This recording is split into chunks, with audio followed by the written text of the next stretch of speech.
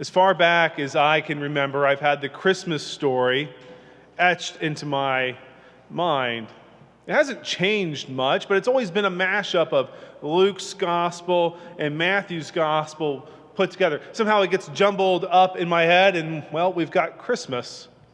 There's Mary and Joseph, who are both greeted by the angel Gabriel. We have the wise men traveling afar, shepherds keeping their watch over a flock of sheep by night. There's no room at the inn. There's the innkeeper who gets a really bad rap. It's not his fault there's no room at the inn. Oh, yeah. And then there's sweet baby Jesus, all 6 pounds, 8 ounces, wrapped in a golden fleece diaper. Everybody knows this story.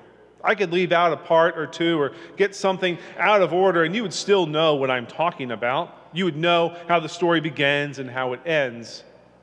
And every year, regardless of national or global events, during war and peacetime, before, during, and eventually after a pandemic, as a child, adult, or slightly older adult,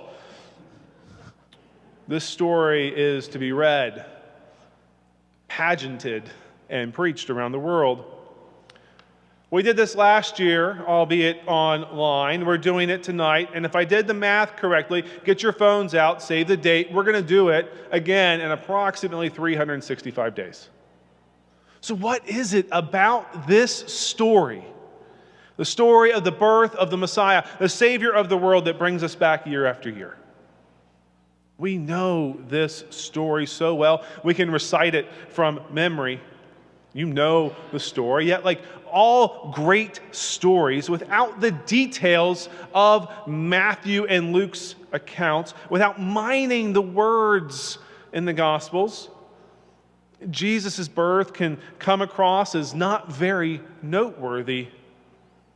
But it is the details that take an inconspicuous family in a one-donkey town and places them, the town and the family, front and center on the world stage for generations to come. The good news of Christmas is in the details that we so often overlook or simply forget. The Holy Family traveled from Nazareth in Galilee to David's city, Bethlehem. The glory days, the good old days of ancient Israel were during the reign of the giant-slaying shepherd king who hailed from the busy streets of downtown Bethlehem. Joseph, Mary's betrothed, is a descendant of King David. And so Joseph and his fiancée are headed to his ancestral home to be counted. You see, the occupying Roman emperor ordered a census for the purposes of determining tax revenue. And while in Bethlehem, Mary gave birth to her son, and this child is hailed by the angels as Savior and Lord. And the detail that we miss there is that those are titles that were reserved for the Roman emperor. Not a baby born in a one-donkey backwoods town to a no-name family and then laid in a feeding trough. But we have to pay attention to the details.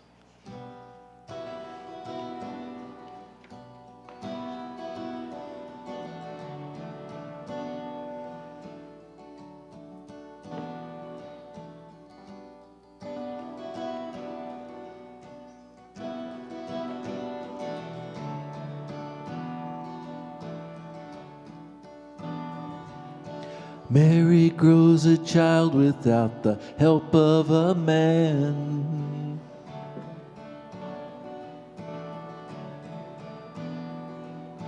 Joseph gets upset because he doesn't understand.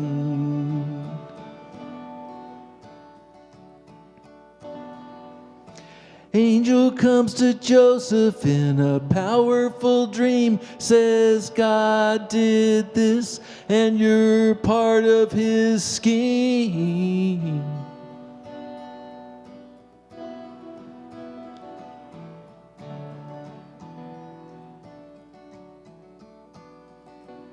Joseph comes to Mary with his hat in his hand. Says, forgive me, I guess I didn't really get the plan. She says, you didn't trust me, but that's okay. And guess what? I felt the baby kick today.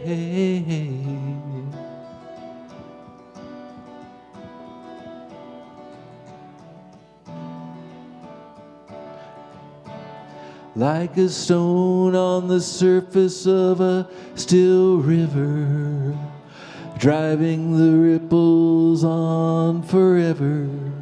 Redemption rips through the surface of time in the cry of a tiny babe.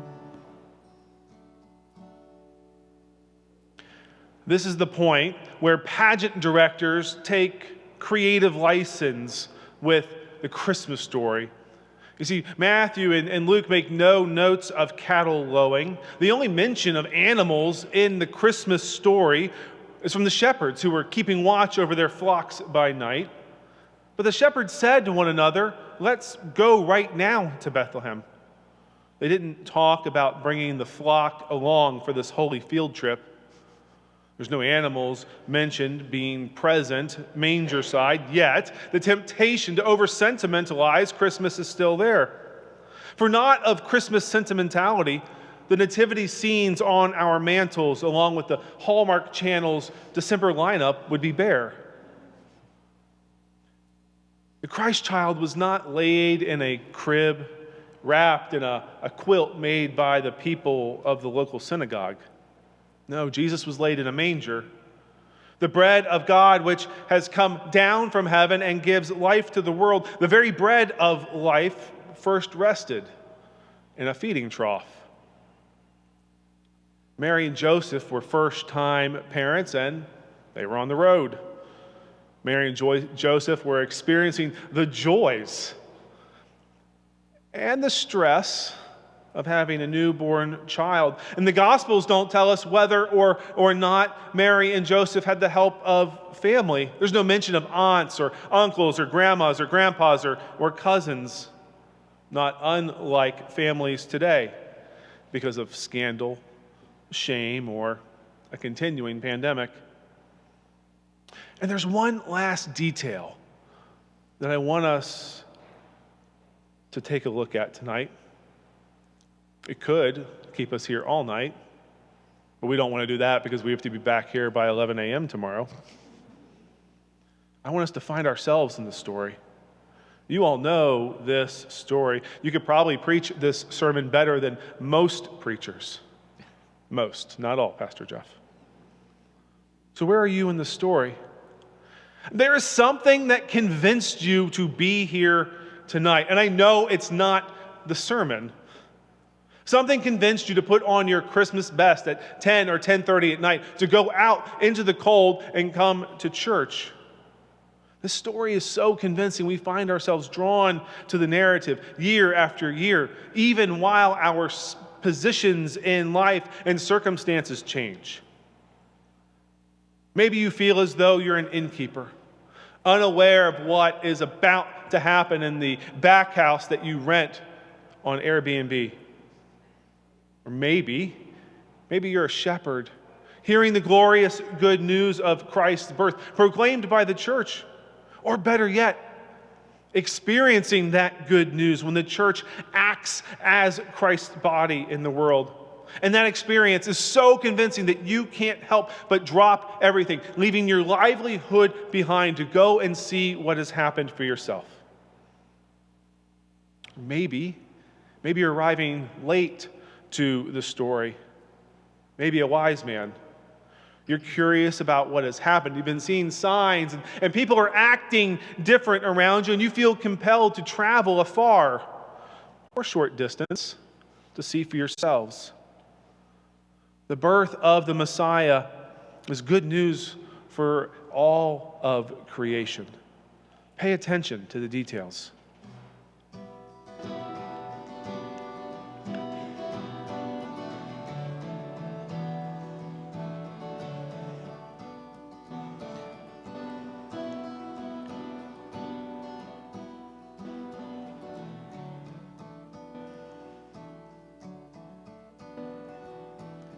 The child is born in the fullness of time.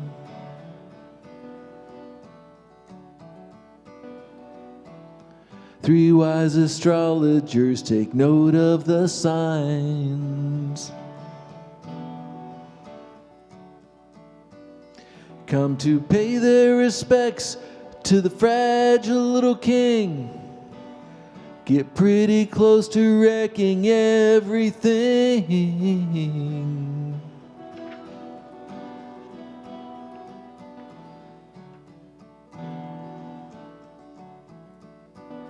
Cause the governing body of the Holy Land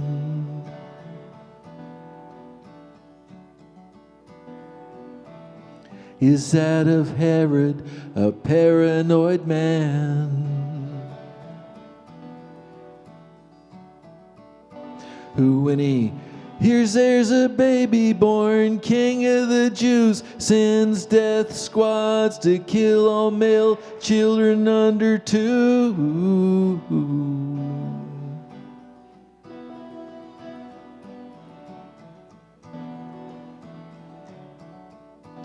But that same bright angel warns the parents in a dream, and they head out for the border and they get away clean.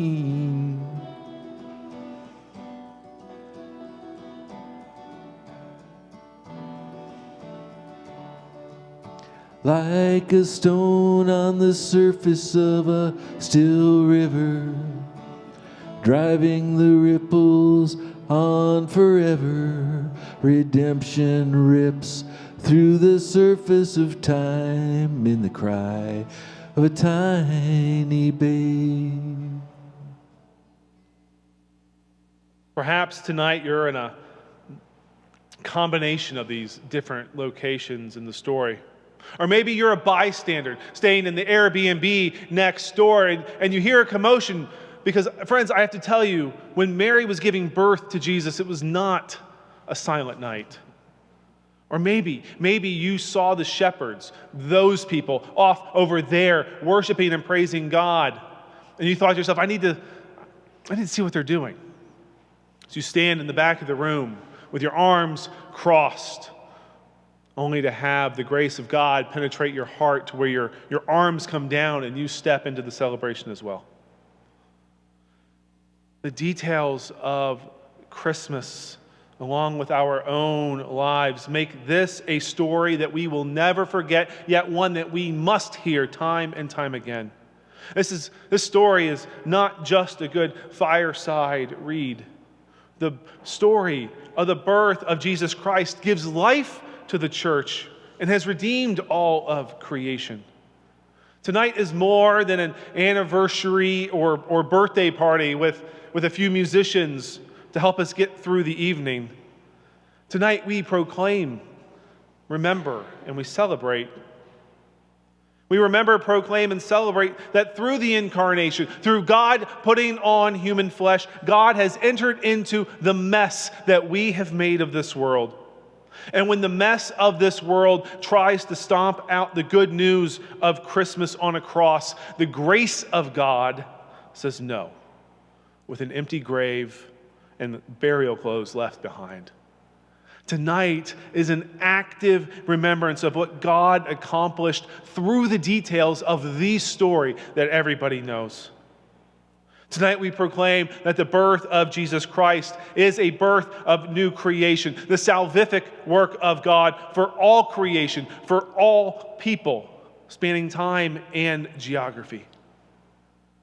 Tonight we celebrate the incomprehensible inbreaking of the holy God getting physical with creation, as present then as Christ is now when we gather around his table of grace. Friends, this is a mystery to be sure, but with the details to draw us in, our only response is to join the shepherds by singing our thanks and praise.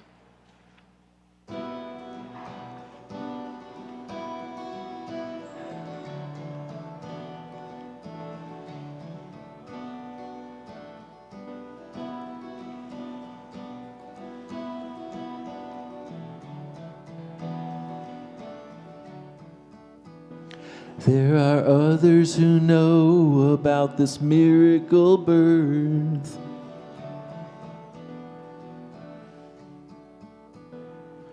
The humblest of people catch a glimpse of their worth. For it isn't to the palace that the Christ child comes, but to shepherds and street people, grifters and bums.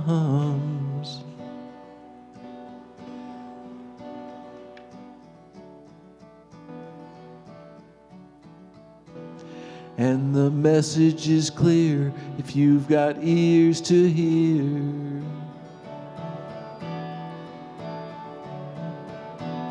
That forgiveness is given for your guilt and your fear.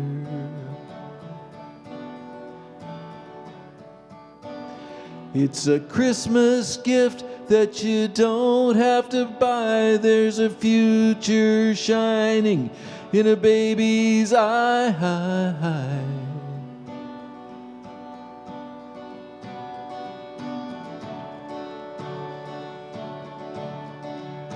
Like a stone on the surface of a still river, driving the ripples on forever.